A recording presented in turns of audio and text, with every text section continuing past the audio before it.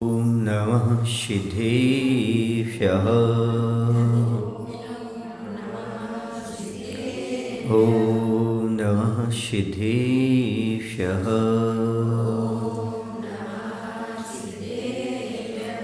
यस्य स्वयं स्वभावोक्तिरभावे कृत्स्नकर्मिणः तस्मै संज्ञानरूपाय नमोस्तु परमात्मने। नमोस्तु परमात्मने। बोले देवादिदेव श्री पार्श्वनाथ भगवान की, आचार्य पूज्यपाद स्वामी की, आचार्य गुरुदेव श्री विद्यासागर जी महाराज की, आचार्य समय सागर जी महाराज की।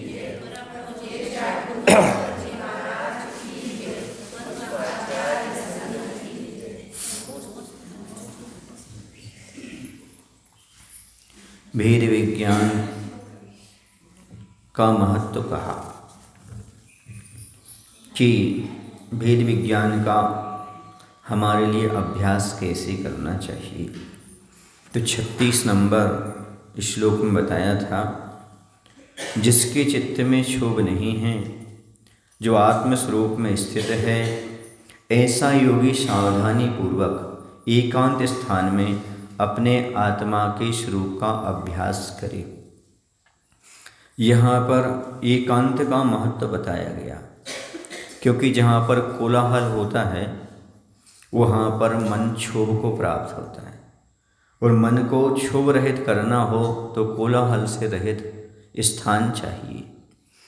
ऐसे स्थान में मन क्षोभ को प्राप्त नहीं होता। क्षोभ को प्राप्त नहीं होता, आत्मा में स्थिर होते, आत्मा में स्थिर होता है तो निश्चित रूप से वह भेद विज्ञान का अभ्यास अच्छे से कर सकता है। लेकिन ये जरूरी नहीं है कि एकांत में भी चित्त का जो क्षोभ है वो छूट जाए, क्योंकि पर वस्तुओं से मन को हटाना जरूरी है। एकांत में रहकर भी यदि पर वस्तु से संपर्क है तो क्षोभ उत्पन्न होगा। इसलिए चित्त में से किसी वस्तु को रखना नहीं और बाहर एकांत स्थान प्राप्त करना, तभी भेद विज्ञान प्राप्त होता है। समझ आ रहा आपको? कहते हैं जब तक मन रुकता नहीं तब तक सन्यासी नहीं होते। मन तन रुका, सुन रहे ना, तन रुका सो संसारी और मन रुका सो सन्यासी। कैसे? आपका एक जगह शरीर रुका हुआ है, जिस लगा में है ना, सो आप हो गए संसारी। लेकिन मन आपका दुनिया भर में भाग रहा है, लेकिन महाराज का तन यहाँ वहाँ रहता है, विहार करते रहते हैं, मन अपनी आत्मा में स्थिर बना रहता है। जिसके मन चलता रहे, पैर रुके रहें, सो संसारी है, और जिसके मन रुका रहे, पैर चलते रहें, सो सन्यासी अर्थात साधु।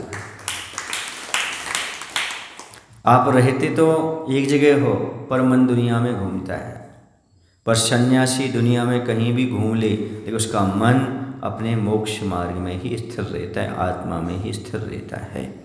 इसलिए मन जिसका दौड़ रहा है वो संसारी है, भले शरीर से रुका हुआ है, लेकिन जो विहार कर रहे हैं शरीर से, लेकिन मन उनका आत्मा में स्थिर है, मोक्ष मार्ग में लगा हुआ है, वो मोक्ष मार्गी मुनि हैं, साधु सन्यासी हैं।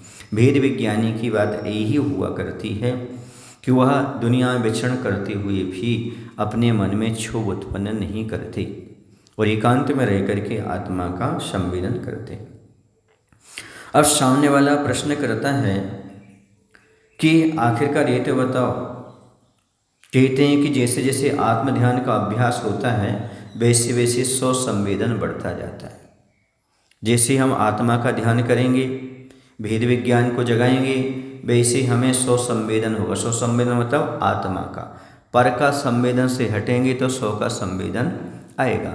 शरीर से पार जाएंगे तभी तो हम पार जाएंगे, पार उतर पाएंगे। यदि शरीर में अटके रहे तो हम कभी पार उतर नहीं सकते। तो अब सामने वाला शंका करता है कि यदि ऐसा है कि जैसे जैसे आत्म ध्यान करते वैसे वैसे स्व संवेदन होता है, तो हमें ये बताइए आप कि शौच संवेदन का चिन्ह क्या है? हम कैसे समझें कि हमें शौच संवेदन हो रहा है, या किसी व्यक्ति को शौच संवेदन होने लगा है तो उसकी परिणति बाहर से कैसी होगी? कोई आत्मा के ध्यान में लीन है, कोई आत्मा की ओर हो गया है, वेद विज्ञानी हो गया है, आत्मानुमुखी हो गया है, शुद्ध उपयोग में जा रहा है, तो ऐसे व्यक्ति को हम कैसे पहचानें, या स्वयं को भी हम कैसे पहचानें कि भेद विज्ञान है या शौच संवेदन है? तो आचार्य कहते हैं गाथा नंबर 37 में, श्लोक नंबर 37 में, यथा यथा समायाति संवृत्तौ तत्तमुत्तमम् तथा तथा न रोचन्ते विषयाः सुलभापि।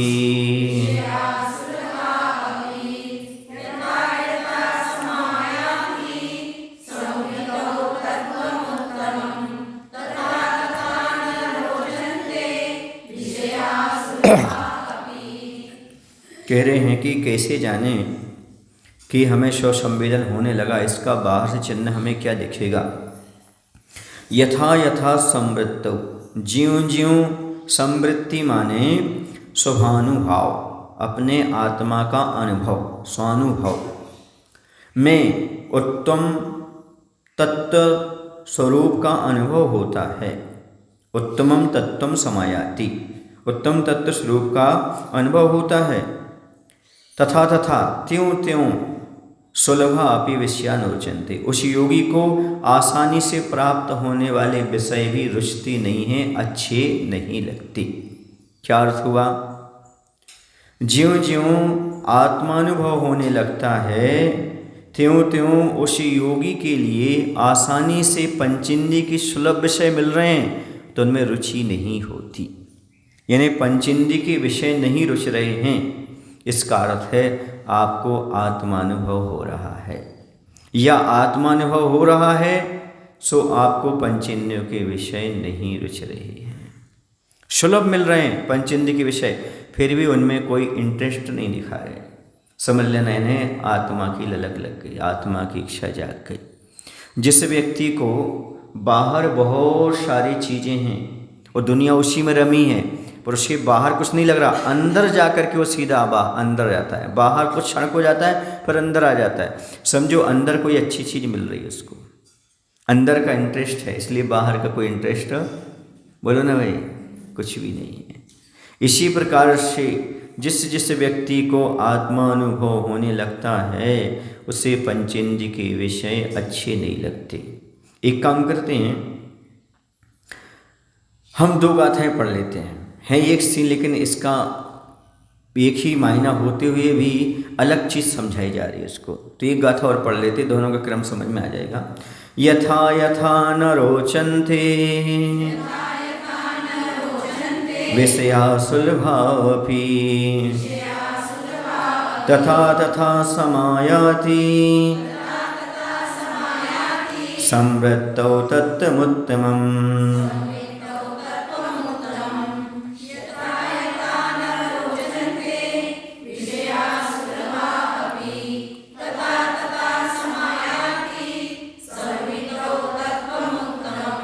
संवित्तौ कह रहे हैं समायाति, यथा यथा सुलभा अपि विषया न रोचन्ते, ज्यों ज्यों सहज में प्राप्त होने वाले इंद्रिय विषय रुचिकर प्रतीत नहीं होते, तथा तथा त्यों त्यों उत्तमम तत्वं संवृत्तौ समायाति, त्यों त्यों स्वात्म संवेदन में निजात्मानुभवन की परिणति वृद्धि को प्राप्त होती है। कैसा लग रहा है? इच्छा लग रहा है। बस क्या कहा है?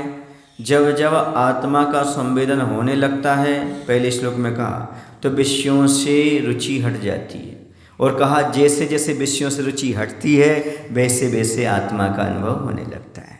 समझ गए? नीचे की पंक्ति ऊपर, ऊपर की पंक्ति नीचे, लेकिन दोनों में अंतर है।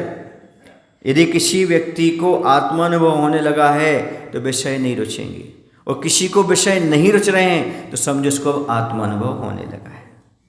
समझ आ रहा ना?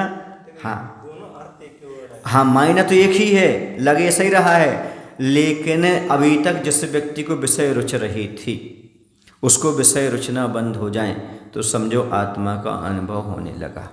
और जिसे आत्मा का अनुभव हो रहा है उसके सामने से ढेर सारे विषय रख देना, उसे उसमें रुचि पैदा नहीं होगी। समझ आ रहा ना? ऊपर नीचे बात कही है लेकिन दोनों के मायने अलग हैं।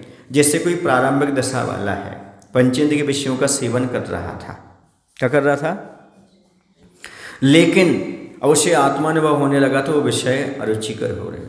और जिससे आत्मा का अनुभव हो रहा है उसके सामने कोई प्रलोभन आ जाए बीच में तो भी उससे प्रभावित नहीं होगा। क्या नहीं होगा? अब पंचेंद्रिय के विषयों को वो चाहेगा ही नहीं चाहेगा। पहले तो अच्छे से चाह रहा था लेकिन आत्मानुभव हुआ तो अब नहीं चाह रहा। लेकिन जिसे आत्मानुभव हो चुका है वो तो सपने में भी उसके बारे में सोच नहीं सकता। आचार्य बहुत अच्छा उदाहरण देते हैं इसके लिए कि जैसे एक मछली के लिए हवा ही जला देती है। पानी से बाहर निकलती है मछली तो क्या करती है? हवा में तड़फने लगती है। जब मछली को हवा ही जला देती तो अंगारों की क्या बात कहें। सुन रहे ना? ऐसे मुनि महाराज के लिए जब भोजन में लज्जा आती है तो विषयों को ग्रहण कैसे कर सकते हैं, ये कहा गया। कितनी बड़ी बात कही आचार्य ने कि जैसे मछली होती है तो मछली को पानी से बाहर निकलो तो हवा में ही जलने लगती, तड़फने लगती, मर जाती वो। पर अंगार पर रखो तो क्या होगा उसका। इस प्रकार जिस मुनि राज को आहार लेने में ही लज्जा का अनुभव होता है वो धन दौलत और विषयों को ग्रहण कैसे कर सकता है। समझ आया ना?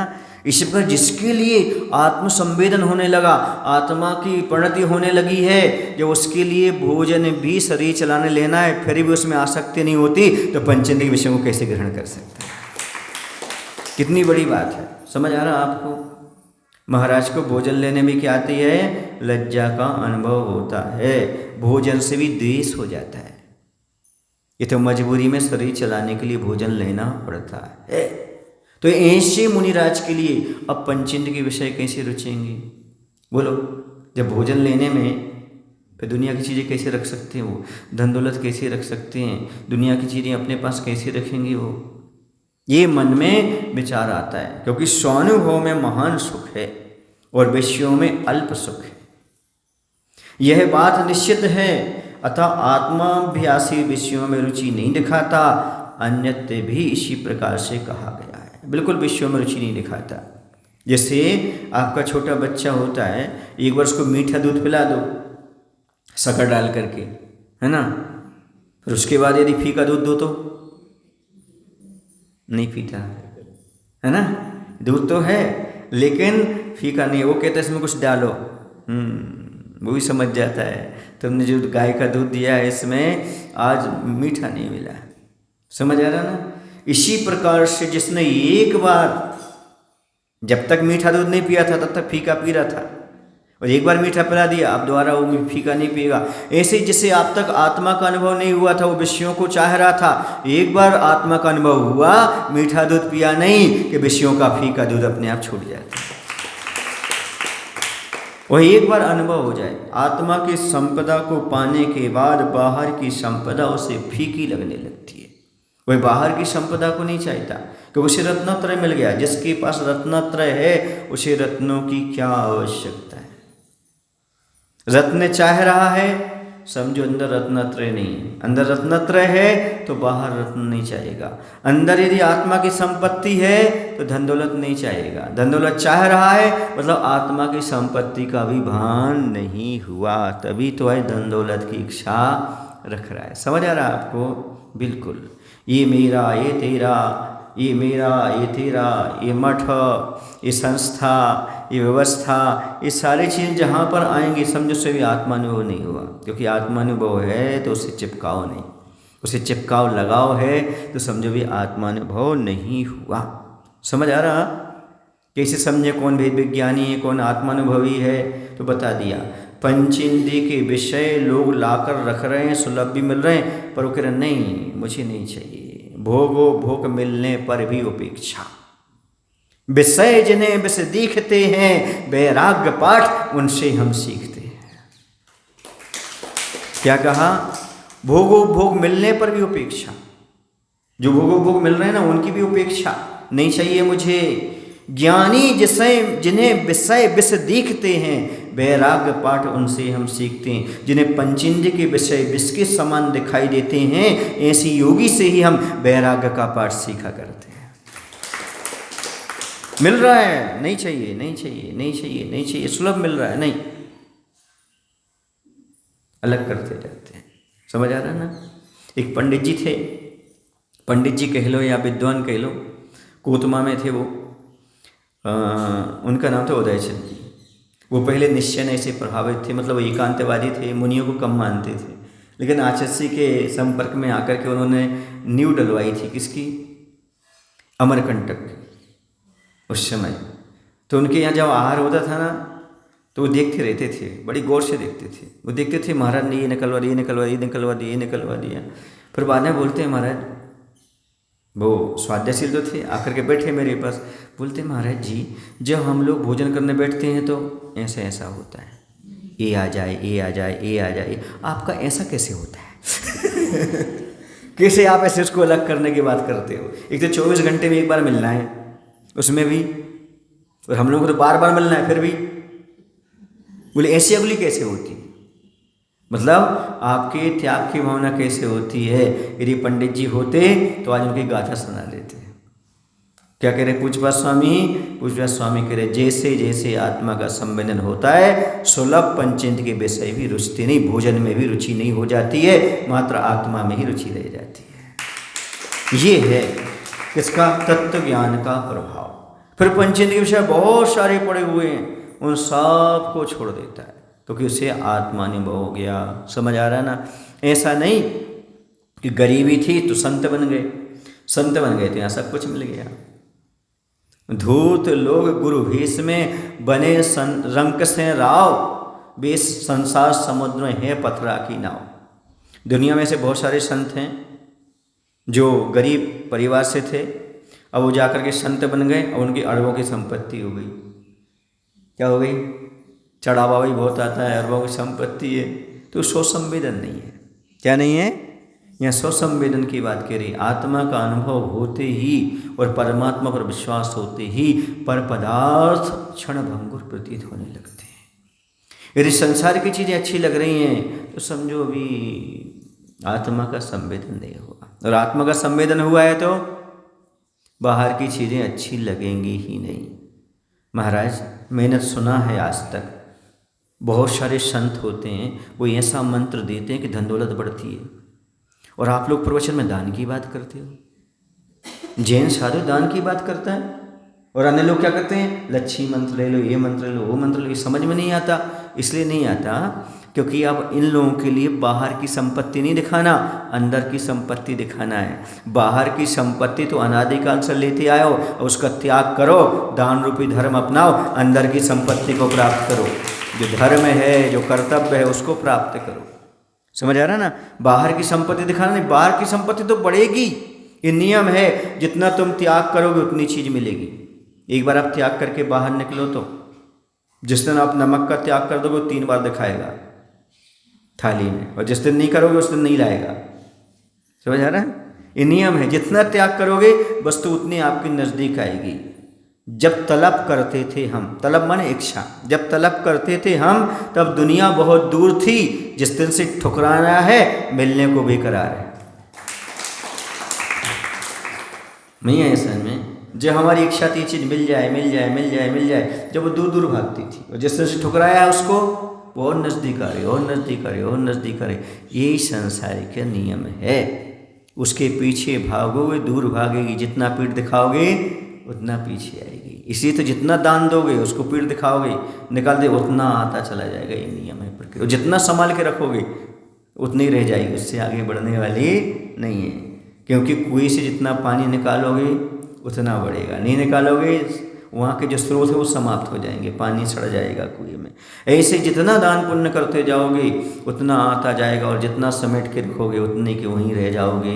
वो जहाँ थे झोपड़ी में वहीं के वहीं हैं, क्योंकि आज तक उनको एक पैसा दान करने की इच्छा नहीं हुई, और जिनने पैसा दान किया वो झोपड़ी से महल में पहुँच गए, क्योंकि जितना ठुकराए उतने मिलने को बेकरार है। जितना दान करो उतनी दरिद्रता दूर होती चली जाएगी। नियम इसी प्रकार से, ये तो आपको समझ में आता है, लेकिन ये भी समझना चाहिए जितना जितना विषयों को छोड़ते चले जाते हैं उतना आत्मा का संवेदन होता है। जितना आत्मा का संवेदन होता है उतने उतने विषय सुलभ भी मिलते हैं, पर रुचते नहीं हैं। ये बहुत बड़ी बात है। अब कुछ लोग, बहुत सारे पंडित लोग होते हैं, वो अपने आप को कहते हैं अरे भैया भेद विज्ञान नहीं हुआ, तत्व ज्ञान नहीं हुआ, महाराज बन गए, मुनिराज बन गए। तो मैं उनसे पूछना चाहता हूँ, आपको भेद विज्ञान हो गया इसलिए मुनि नहीं बने क्या? भेद विज्ञान का क्या स्वरूप है? पंचेंद्र के विषय मिले तो चाहना नहीं।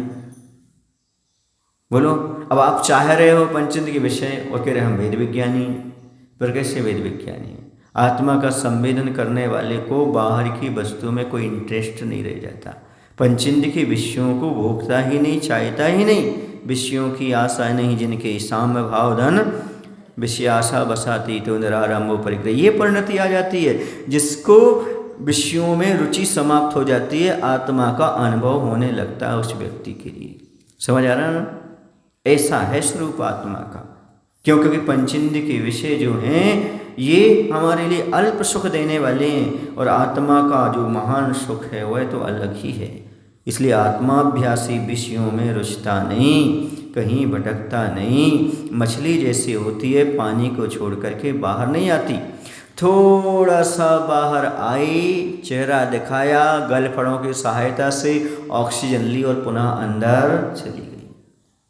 समझ गए? ऐसे ही मुनिवराज पंचेंद्र के विषयों को तो लेते ही नहीं, बाहर तो आते ही नहीं आत्मा से।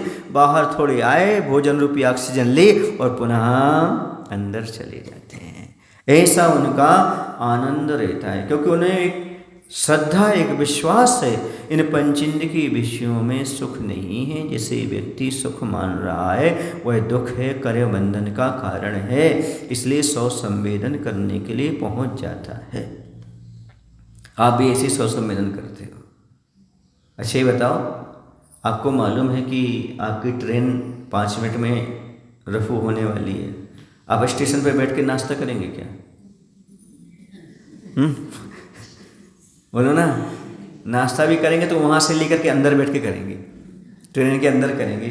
थोड़ा सा देख लेंगे ऐसे बाहर, है ना, कोई आ रहा हो तो बुला के सामान ले लेंगे, ले पाए तो ले पाए, नहीं तो तुम जानो और हम अपना निकल जाते। बोलो ना।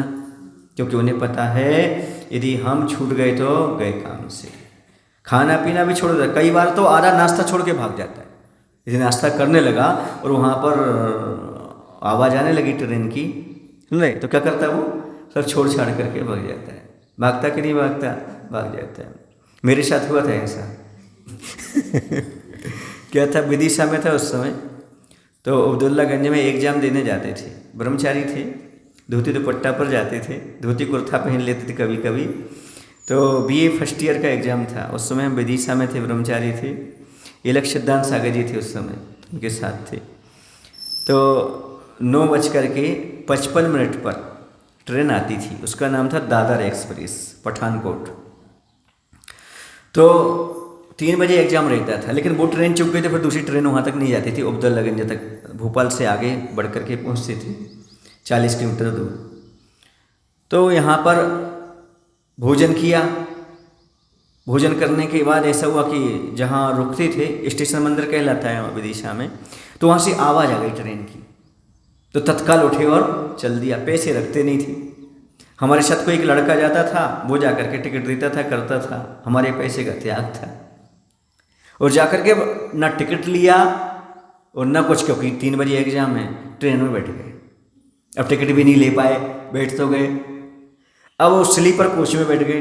वो लड़का दौड़ता दौड़ता आया और वो भी नहीं बैठ पाया, उसने टिकट पकड़ा दिया, लेकिन वो था जनरल का। किसका टिकट था? जनरल का। अब वो टीटी आया और पूछता है, भाई आपको कहाँ जाना?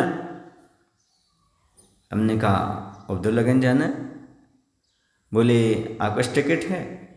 हमने कहा अब इसको दिखाते हैं, और एग्ज़ाम है, अब क्या करें, झूठ बोल नहीं सकते, बुद्धू बन जाओ। क्या बन जाओ? मैंने उससे कहा टिकट है, लो आपको चाहिए क्या? वो ये ना समझ पाए कि मैं टीटी हूँ, और वो ये समझे कि मैं पहली बार ट्रेन में बैठा हूँ। तो मैंने कहा क्या आपको चाहिए क्या टिकट? लो वापस कर देना। वो मुझे देखते ही रह गया, ये अनपढ़ है, अनपढ़ है, जानता कुछ नहीं है, बैठ गया ट्रेन में। उस समय जूते चप्पल भी नहीं पहनते थे और धोती कुर्ता थे, तो बाबा जैसे भेज तो था ही। वो पूछता है बाबा जी आपको जाना कहाँ है? हमने कहा अब्दुलगंज जाना है। बोले इसका टिकट नहीं है? मैंने कहा इसका टिकट नहीं है तो कौन सी ट्रेन में जाना है? ये पठानकोट नहीं है क्या? नहीं नहीं पठानकोट ही है, पठानकोट ही है। तो मैंने कहा फिर कौन सी ट्रेन में बैठना? थोड़ी बैठना इसी में था। तो कहाँ बैठना है? बोले दूसरे डिब्बे में। हमने कहा चलो। बोले ऐसे नहीं जाते, बैठो आप। क्या कहता है? बैठो आप। मैंने कहा फिर कैसे जाते हैं? तो बोले जब रुकेगी गाड़ी, जब आप उसमें जाना, उसमें, नहीं तो आप 50 रुपये पेनल्टी दीजिएगा। मैंने कहा भाई मेरे पास पेनल्टी नहीं है, था ही नहीं पैसा। हमने कहा तो समाज के लोग बैठा लगे, जहाँ बैठा लगे मैं बैठ गया, मुझे क्या पता तुम्हारी क्या व्यवस्था है। तो बोलता एक काम करो, ये सीट इनकी है, इनको बैठो, आप हमारी सीट पर बैठ जाइए। मैंने कहा ठीक है। मैं उनकी सीट पर बैठा गया, किसी ने पूछा ही नहीं, पूरा वहाँ जाकर के उतर गया। मायने समझे क्या? जिस व्यक्ति को काम करना हो वो सीट भी नहीं देखता है ना, टिकट भी नहीं खरीद पाता है, तत्काल बैठ जाता है। ऐसे ही जिससे आत्मा में प्रवेश करना हो, बाहर की चीज़ों को गौण करके वो अंदर प्रवेश कर जाता है।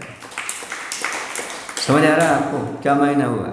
मायना ये हुआ कि सुलभ मिलने वाली चीज़ें भी नहीं रुचती, क्योंकि हमारे आत्मा का अनुभव छूट रहा है, हमारा गंतव्य, हमारा प्राप्तव्य छूट रहा, हमारा लक्ष्य छूट रहा है। इसलिए बाहर की चीज़ों में नहीं उलझता अपने लक्ष्य पर, क्योंकि 3 बजे एग्जाम है, क्योंकि हमारा परीक्षा का समय। ऐसी मुनि बनने के बाद पल पल पर पंचेंद्रिय के विषय भोग प्राप्त होते हैं, मिलते हैं, लेकिन वह नहीं चाहते। जब उन्हें भोजन जैसी चर्या में लज्जा का अनुभव होता है, आहार करते समय उनके लिए लज्जा का अनुभव होता है, जिस साधु को, वह साधु पैसा धन दौलत आदि कैसे रख सकता है, उसकी इच्छा कैसे कर सकता है।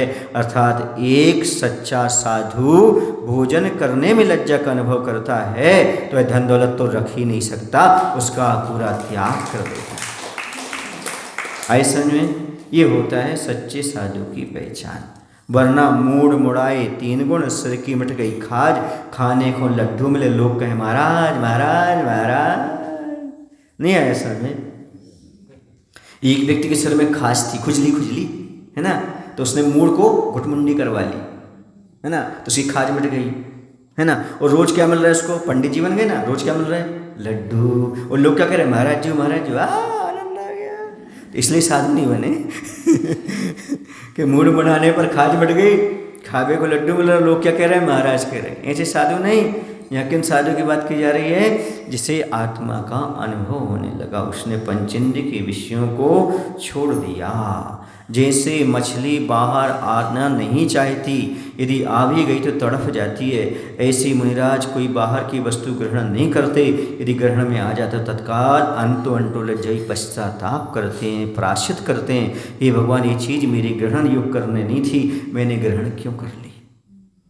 जब कहा आजीवन में भोजन का त्याग, मतलब सब चीज़ों का त्याग करता हूँ, पंचमहाव्रत ले लिया, फिर भोजन लेने क्यों जा रहा हूँ? लज्जा आती है। जब सब त्याग है तो क्यों ले रहा हूँ? हाथ क्यों फैलाना पड़ रहा मुझे किसी के सामने? ऐसा क्यों करना पड़ता है? तो कैसा अनुभव होता है उनको? लज्जा का अनुभव होता है। भोजन करते समय भी लज्जा का अनुभव करने वाले साधु परमेष्ठी को पंचेंद्रिय के विषय कैसे अच्छे लग सकते हैं? अर्थात संभव ही नहीं है। समझ आ रहा ना? तो समझो साधु कैसे होते हैं। साधु के लिए हर चीज़ में किसका अनुभव होता है? लज्जा का अनुभव होता है। ये सब क्यों कर रहा हूँ? ये सब क्यों चाह रहा हूँ? मुझे ये चीज़ लेना चाहिए कि नहीं? मैं ग्रहण करूँ कि नहीं करूँ? मुझे ये सम्मान से चाहना चाहिए कि नहीं? नहीं, मेरा ये कोई विषय नहीं। मेरा विषय है आत्मा में लीन होना। पंचेंद्रिय के विषय की सामग्री मुझे नहीं रखना। ऐसा भाव उन मुनिराज के अंदर प्रतीत होता है। अब आए समझ में कैसे स्वसंवेदन होता है, कैसे आत्मा का अनुभव होता है? तो ऐसे आत्मा का अनुभव होता है। आज क्या होता है, बुरा ना लगे तो, साधु भी पंचायत में लग जाता है। साधु ग्रस्तों की क्रियाओं में लग जाता है। तुम्हें ऐसा अभिषेक करना चाहिए, ऐसा नहीं लगना चाहिए, तुम्हें वैसा करना चाहिए, वैसा नहीं करना चाहिए, तुम्हें इनको ये चढ़ाना चाहिए, वो नहीं चढ़ाना चाहिए। अरे भाई, सावक की क्रियाओं में ज़्यादा ना उलझ करके अपनी क्रियाओं में उलझो ना, अपने में बात करो ना। तुम वो बात नहीं करेंगे। किसी गांव में पहले आएंगे, तुम ऐसा करते हो क्या, तुम ऐसा करते हो क्या, तो तुमसे हल लेंगे, नहीं तो नहीं लेंगे। स्त्री ऐसा करती कि नहीं, पुरुष ऐसा करते, ये बातों में उलझ जाते। आत्मा का अनुभव लेने नहीं चाहते। ये सावक की क्रियाएं, सावक कोई पूछता है तो उसे उचित मार्गदर्शन दे दो, पर उसकी क्रियाओं में बार बार इंटरफेयर करने की आवश्यकता नहीं है। समझ आ रहा है आपको? तुम ऐसा नहीं ऐसा करो, ऐसा नहीं ऐसा करो। कोई मार्गदर्शन मांगता है कि महाराज हमें कैसे करना चाहिए, तो उसको मार्गदर्शन दे दो और अपने बैठ जाओ, अपना धर्म ध्यान करो। उसकी क्रियाओं में इंटरफेयर नहीं, तुमने ऐसा क्यों किया, ऐसा नहीं करना, ऐसा नहीं करना, ऐसा नहीं करना, ऐसा नहीं करना है, करो अभी। जब तुम पूछोगे, हमसे बात करोगे, तब हम आपको सलाह देंगे। उसके पहले सलाह देने की आवश्यकता नहीं है। समझ आ रहा ना?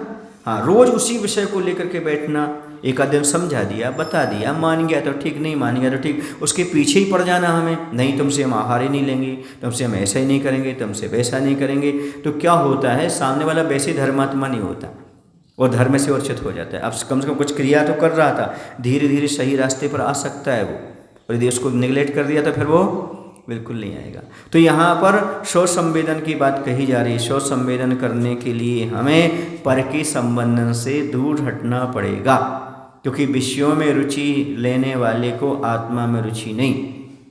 जो विषयों में लीन है वो आत्मा में लीन नहीं है, जो आत्मा में लीन है वो विषयों में लीन नहीं। सीधी सी बात है, जिस व्यक्ति को टॉपर बनना है वो आउट ऑफ कोर्स पढ़ेगा ही नहीं। इसलिए मोक्ष मार्ग में पंचेंद्रियों के विषय आउट ऑफ कोर्स हैं, उसमें गए और फेल हुए। जो बच्चे आउट ऑफ कोर्स पढ़ते हैं ना, वो फेल हो जाते हैं, जो कोर्स का पढ़ते हैं वो पास हो जाते हैं। इसलिए पंचेंद्रिय के विषय मोक्ष मार्ग में आउट ऑफ कोर्स है, लिख लो। पंचेंद्रिय के विषय अच्छे लग रहे हैं तो अभी आप कोर्स का विषय में आए नहीं, और पंचेंद्रिय विषय छूटने के बाद ही आपको कोर्स का विषय यहाँ पर प्राप्त होता है। इसलिए तो कहा है मोक्ष मार्ग में ये 5 पापों को, पंचेंद्रिय के विषयों को छोड़ना पड़ता है, पंचेंद्रिय निरोध करना पड़ता है। अब कहते हैं आत्मा का उपयोग गुण एक समय में एक ही हो जाता है, अतः विषयों से हटा हुआ उपयोग आत्मानुभव में आसानी से लग जाता है। आत्मा का एक समय एक ही जगह उपयोग लगेगा, या तो विषयों में लगा लो, या फिर बोलो ना भाई, आत्मा में लगा लो। विषय भोगोगे कि आत्मा को भोगोगे? हैं, पंचेंद्रिय विषय पैसे में लग जाओगे कि परमात्मा में लगोगे? किस में लगना है आपको?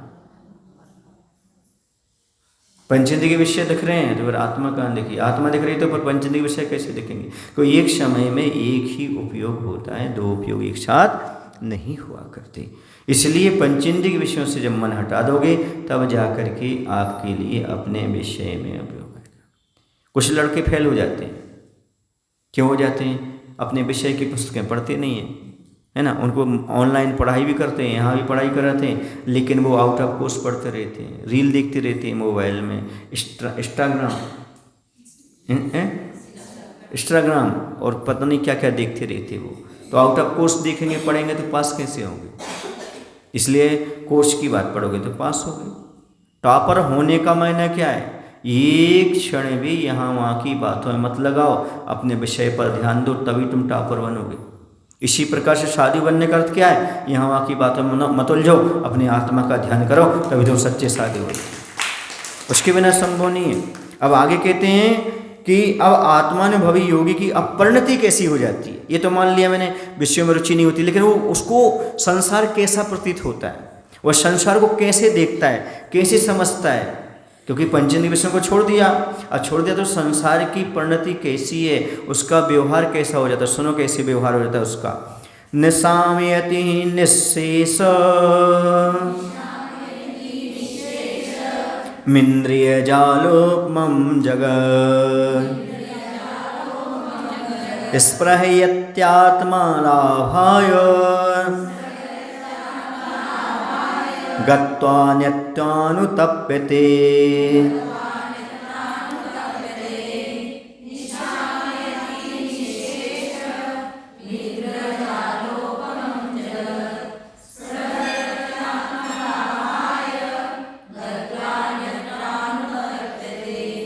सुनिएगा, योगी निःशेष जगत इंद्र जालोपमम निशाम्यति आत्मलाभाय स्पृहयति अन्यत गत्वा अनुतप्यति। योगी निःशेष माने समस्त, कोई भी शेष नहीं बचे, समस्त जगत माने संसार को, इंद्र जालोपमम इंद्रजाल के समान, निशाम्यति समझता है। योगी समस्त संसार को इंद्रजाल के समान समझता है। आत्मलाभाय आत्मस्वरूप की प्राप्ति के लिए स्पृहयति अभिलाषा करता है। तथा अन्यत्र गत्वा अनुतप्यते तथा यदि किसी अन्य विषय में उलझ जाता है, लग जाता है तो अनुतप्यते माने पश्चाताप करता है। क्या अर्थ हुआ? योगी समस्त संसार को इंद्रजाल के समान समझता है, आत्मस्वरूप की प्राप्ति के लिए अभिलाषा करता है, तथा यदि किसी अन्य विषय में उलझ जाए तो बाद में पश्चाताप करता है, हे भगवान मेरा ये विषय नहीं था, इसमें क्यों उलझ गया। यदि आहाचर्या को भी जाता है तो बाद में आकर के ईर्यापद भक्ति करता है। क्या करता है? हे भगवान मैंने इस प्रकार का आहार लिया, उसमें जो दोष हुआ हो उसका प्रायश्चित करता हूँ। अंतो वंटो डज्जवी पश्चातापे वेदंतो, अंदर अंदर से मैं जल रहा हूँ, पश्चाताप कर रहा हूँ, मुझे ऐसा करना पड़ा। मैंने संकल्प लिया था जीवन में कुछ ग्रहण नहीं करूँगा, पर ऐसा कुछ ग्रहण करने का ये शरीर को चलाने के लिए लेना पड़ रहा है। समझ आ रहा है आपको? तो कैसा समझता है? इंद्रजाल। आपने देखा होगा आसमान में जब सूरज की किरणें पड़ती हैं, एक तरफ पानी गिरता है तो इंद्रधनुष का निर्माण हो जाता है। किसका निर्माण हो जाता है? वो कब तक रहता है? क्षणिक होता है। तो ऐसे संसार इंद्रधनुष के समान है, पंचरंगा है ना, रंगे बिरंगा, खूब सुंदर लगता है वो। ऐसे संसार को इंद्रजाल के समान समझता है। ये सब क्षण भंगुर है। कौन समझता है ऐसा? बोलो ना। योगी, जो शुद्ध उपयोगी योगी होते, भेद विज्ञानी होते हैं, वो क्या कहते हैं?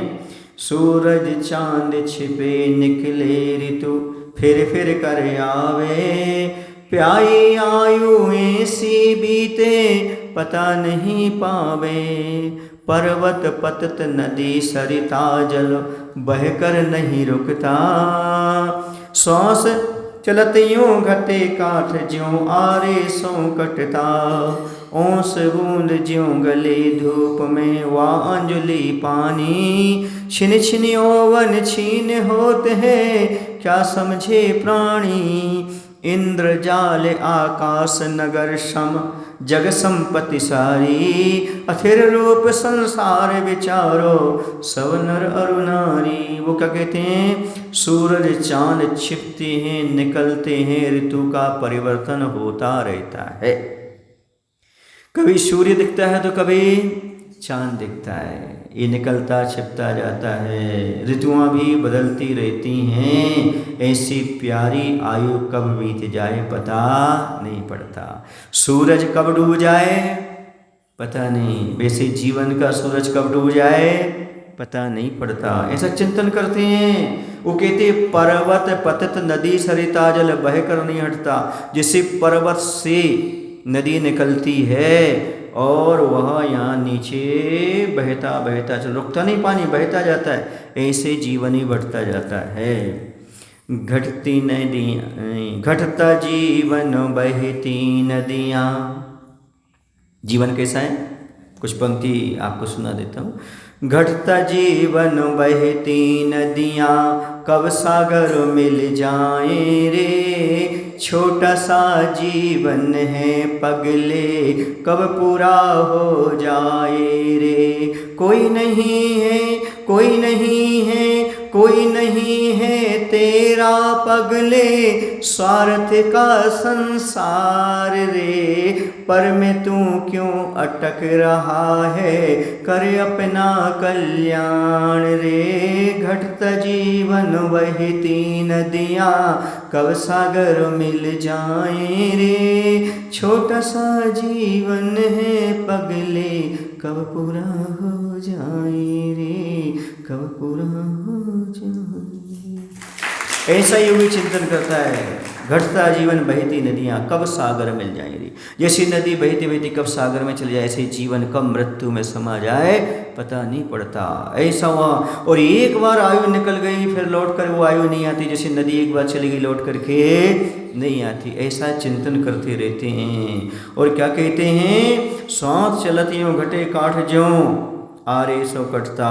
ये हमारी आयु श्वास श्वास श्वास श्वास घटती चली जा रही है। ऐसा मानो ओस बूंद ज्यों गले धूप में वह अंजुलि पानी, जैसे ओस पड़ती। ओस समझते हैं आप लोग, जो घास के ऊपर बिंदु आ जाते हैं छोटे छोटे सुबह सुबह, है ना, उसको ओस बोलते हैं। कोहरा जो तुषार पड़ता है वो ओस होती है, उसमें धूप जैसी पड़ती है तो सूखते चले जाते हैं। कितनी देर तक रहती वो ओस, जब तक धूप नहीं पड़ी, धूप पड़ी और ओस समाप्त। अंजलि का पानी एक एक बूंद करके समाप्त हो जाता है।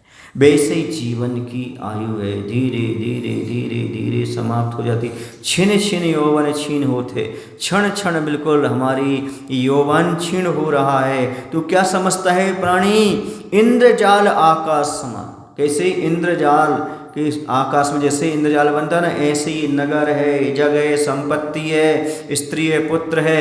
ऐसा विचार करना चाहिए। ऐसा विचार कौन करता है, जो भेद विज्ञानी होता है, आत्मानुभवी योगी यही चिंतन करता रहता है। यह जीव अनादि काल से सच्चे सुख की खोज में, और आत्मानुभवी के यह सुख उत्पन्न होता है। अतः ऐसे सुख की प्राप्ति होते पर यह जीव समस्त बाह्य जगत को त्यागने युक्त समझ करके, त्याग करके निज भाव में ही परिणमन करना चाहता है। कभी कभी कर्मोदय से यदि बाहर विषयों में उलझ जाता है तो उसे उपादेय नहीं समझता, पश्चाताप करते हुए अंदर आ जाता है। न समाज में उलझता है, न समस्याओं में उलझता है, उसे तो अपने आत्मा का भला करना है। यदि कहीं भूल से उलझ जाए तो ये भगवान जल्दी करो, हो गया हमारा, बस समय अपना काम करना है, इसमें उलझता नहीं हो। क्यों, उसे पता है ये सब क्षणिक है, कुछ भी इनसे हमारे आत्मा का विशेष भला होने वाला नहीं है। हमारा आत्मा का भला तो किससे होगा, आत्मा से ही होगा। बाहर में कोई हमारा भला करने वाला नहीं। ऐसा आत्मानी योगी अंदर डूबता है, बाहर तो पश्चाताप करता रहता है। योगी का पूरा जीवन विद्यार्थी के परीक्षा हाल जैसा होता है। जैसे परीक्षा हाल में वो बच्चा समझ लेता, प्रवेश करते ही सारे प्रश्न हम ही को हल करना है।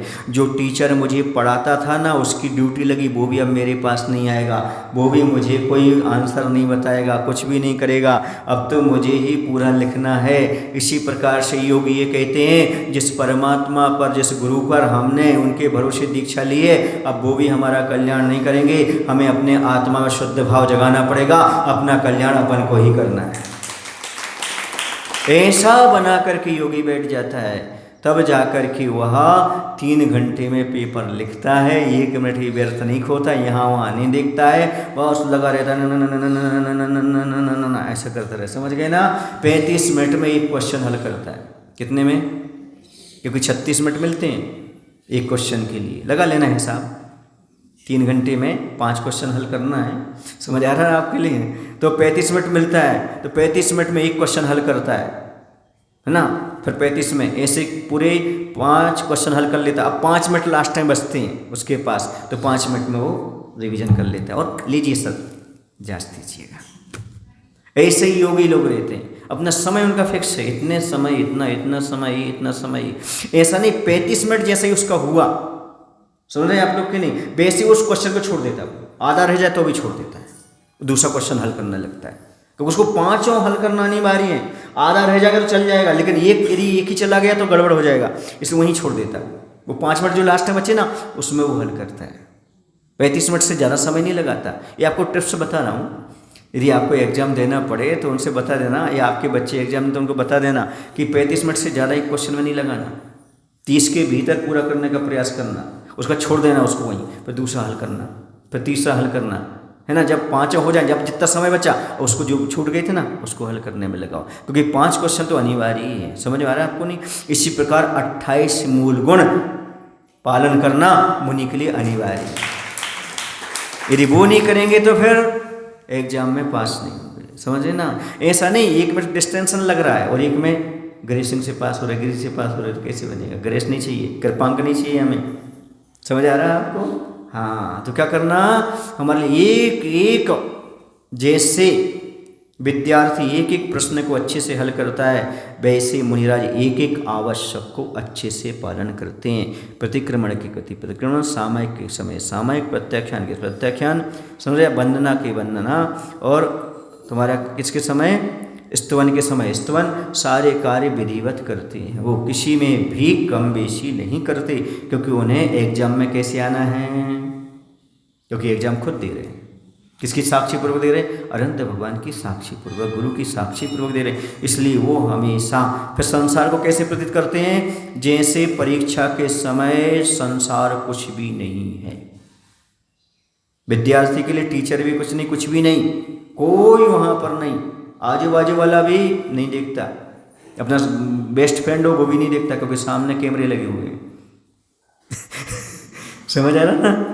टीचर नहीं देखे तो कैमरे तो देख रहे हैं ना। इसी प्रकार से वह किसी का कोई सहयोग नहीं, आत्मा में लीन हुआ तो आत्मा आत्मा आत्मा आत्मा आत्मा। समझ आ रहा? ऐसा उनका जीवन रहता है। किनका? योगियों का। ऐसे योगी अपने ध्यान में रहते। पंचेंद्र के विषयों में भूल से कहीं पहुंच भी गए तो पश्चाताप करके पुनः उसी में लौट आते हैं। तस्मिच्छामि दुक्खड़म, ये भगवान मैं इसकी आलोचना करता हूँ, ये सब मिथ्या हो गए, मैं शुद्ध भाव को प्राप्त हूँ, ऐसे मुनिवराज करते हैं। बोले महावीर भगवान की जय, आचार्य विद्यासागर जी महाराज की जय।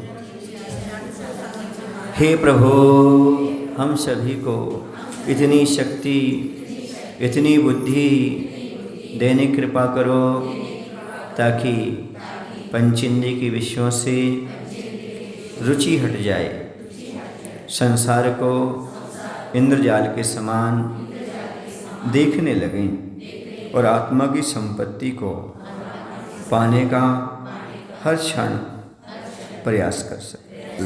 नमो शिवाय, नमो शिवाय।